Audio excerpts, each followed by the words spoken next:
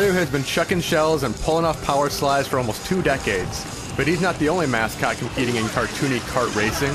Sonic's trademark speed usually comes by way of his bright red sneakers, but he and 19 other Sega characters are jumping in vehicles to steal a bit of Mario's lightning, or thunder. It's the spear you should fear, my friend! Shadow's Chaos Spear! The inspiration between Sonic and Sega All-Stars Racing is clear, but this fast and chaotic racer is able to stand out because of excellent track design, tight controls, and a bunch of recognizable characters. There is a bit too much reliance on the Sonic franchise. A third of the characters and tracks are Sonic themed, and the items are a bit dull, but this is still a darn good time for people craving intense kart racing.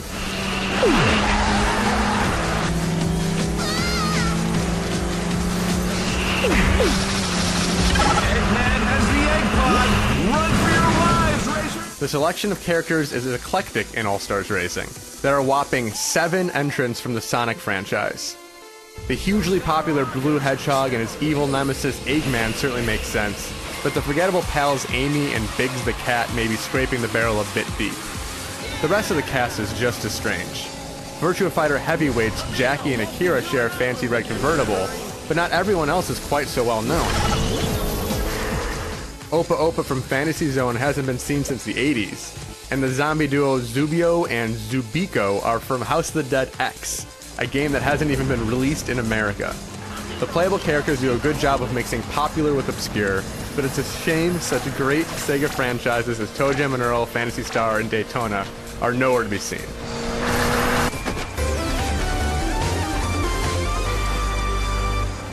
All-Stars Racing may not be able to please everyone when it comes to available characters, but the courses are sure to please fans of crazy racing.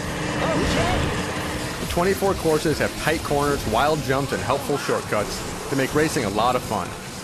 Although the early courses are certainly easier than some of the stuff that crops up later in the game, none of them are so easy that they are boring for more experienced players.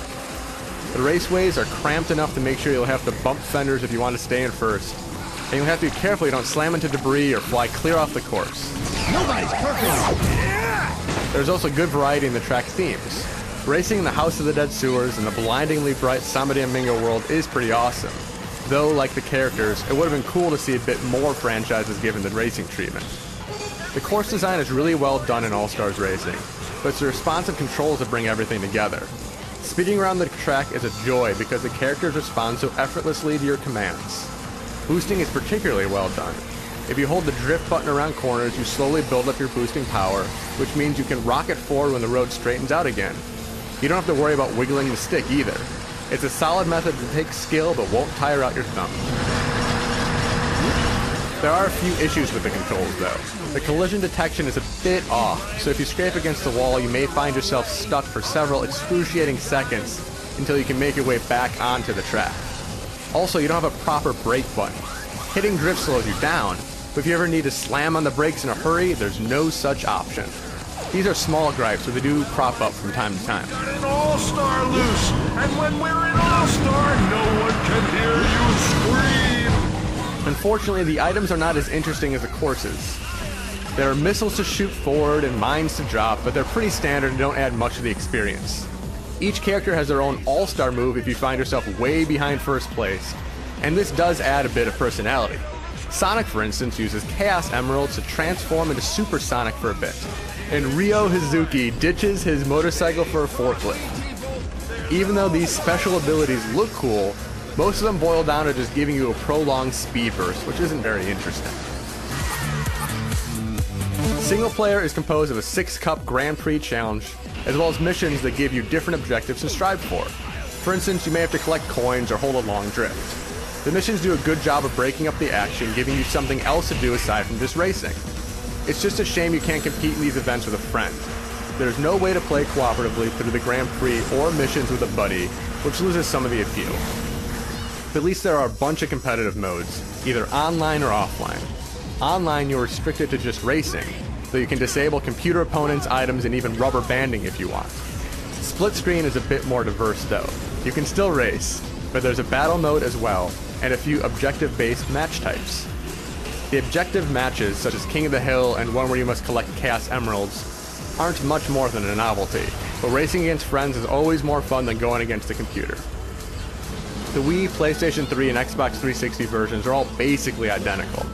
On the Wii, you can play as your Mii and use motion controls if you prefer, but the features are the same aside from that.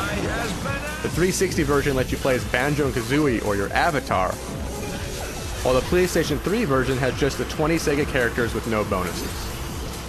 Sonic and Sega All-Stars Racing is a really fun kart racing game. The varied courses and smooth controls make it a blast just to drive around, and the crazy collection of characters does a good job of covering the long history of Sega. There are lots of unlockables to strive for as well, which gives the single player a bit of longevity. But at its core, this is a competitive game, and going against a few friends is where the experience really shines. All-Stars Racing may not be the most inventive game around, but it's so good looking and fun that it hardly matters.